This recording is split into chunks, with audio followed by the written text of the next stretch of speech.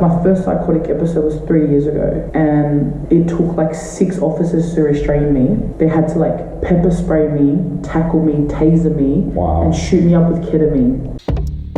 What's your name? My name is Siena. Where are we right now? We're at the Elizabeth Hostel on Elizabeth Street in Melbourne, Victoria, or we call it Burn City baby. You know, that's how we do it. What's it like here?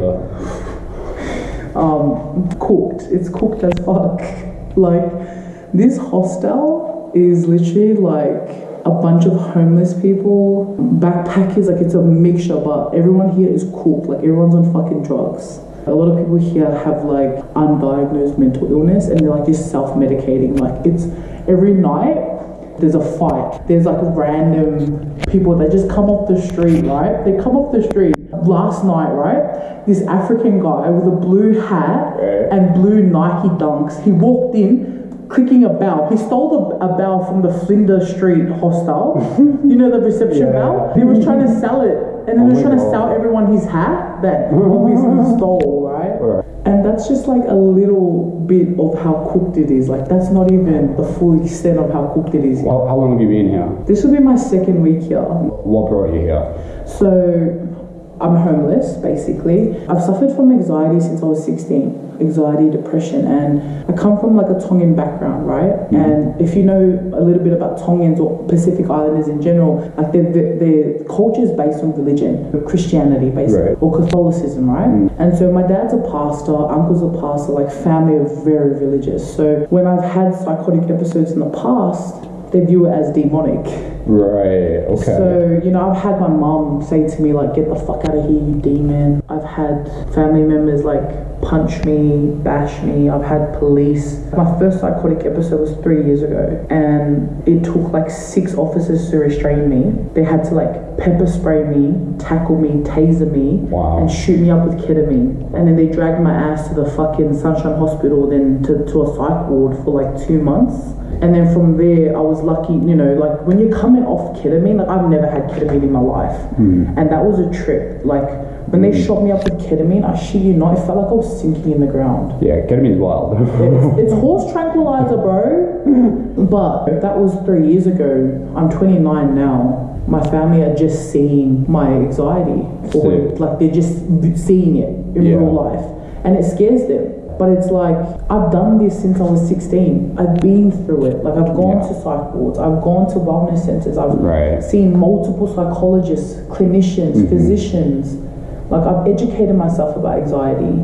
I've educated myself about depression. You know, like, at wellness centers, like, there's this wellness center called PARC. It's P-A-R-C, all around Melbourne. And I recommend that to anybody that suffers from mental illness, because you go there and it's like, it's not like the psych wards, dude. It's not like the psych wards where they just stick a whole bunch of mentally ill people in one place with different levels of mental illness, you know? This wellness center, like, you have to apply for it. But, you know, there's beautiful gardens. They recommend meditation, mantras. You learn about your anxiety.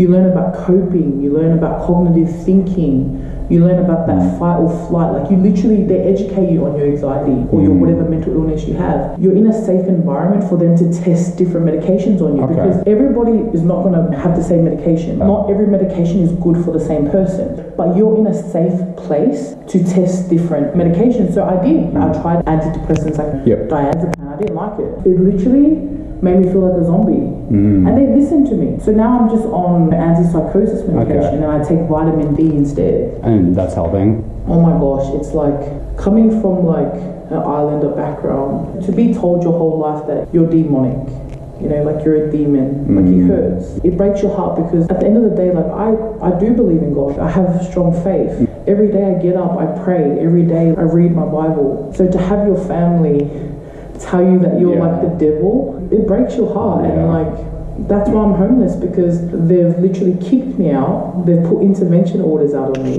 but they're the ones that hit me. It's like they're trying to bash a demon out of me, you know what I mean? And if I was 18, that would have fucked with my mental, but it doesn't. It doesn't faze me. So I'd rather stay in this shithole amongst all these druggies, amongst all these drug dealers, than go back home, because I tried going back home and they told me to get the fuck out. They were scared. They called the police on me, bro. Like, I've ridden in the back of a dinghy more than 10 times and I've never been arrested in my life.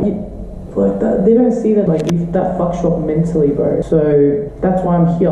It's weird because I actually like it here, even though it's so fucking cooked. Yeah. But these are my people, bro. Seriously, because it's like everyone here accepts you exactly the way you are, no matter how cooked you are, no matter what drugs you are. Everyone accepts you. Like we're in the fucking, like, you know, show them where we are. We're in the stairwell right now. It's Literally. This is an emergency exit. And this is Melbourne, you know, graffiti, fucking street art. The streets, like, we're all about that life. Coffee. If I would describe Melbourne in 2 words, it would be coffee and street art. Straight up. So what's your plan now? My plan now, I don't really have a plan, because I feel like my whole life has been planned out for me. Uni, go to uni, get a good job. Fuck that. Right now, I'm just following my heart. I'm getting lost in the city. Like, I just follow the graffiti.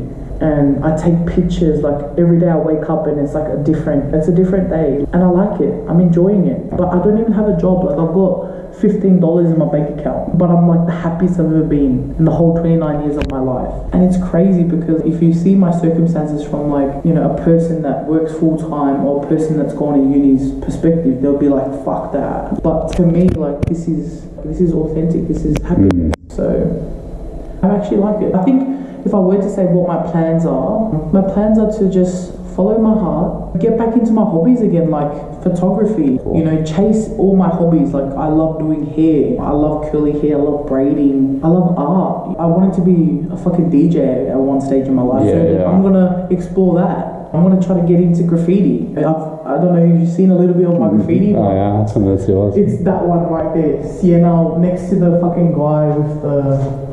You see, it's in gold. Like, oh, there. Fire, yeah. That's literally my tag. I love it because you know how my family call me demonic? I put it right there with the devil. Devil horns and everything. Nice. It's a little oxymoron, you know.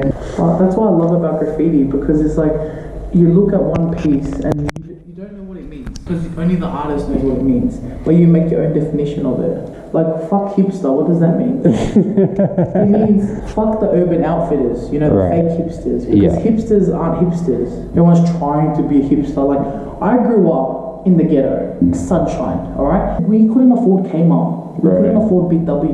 We could only go to Savers. You know, people used to make fun of me, even family members used to make fun of me for getting secondhand clothes. Now it's the big thing. Now everyone's like, oh my gosh, thrift shopping, oh my god, everything that I grew up and got teased for is cool now. What's up? Have you got the time? Sorry? Have you got the time? Time? Yeah. Oh, it's 6, bro. 11. My paper. We're gonna be stuck out here. Oh, no. Are you gonna come out? When? Out here. Nah. Okay, just do the paper so we don't get stuck in here. Oh shit, how do we get out if that gets stuck? Do we gotta go all the way down? All the way down. Oh, okay. Straight up. Good interview? Yeah, that was really good. Thanks so much. Appreciate it. No, you're welcome.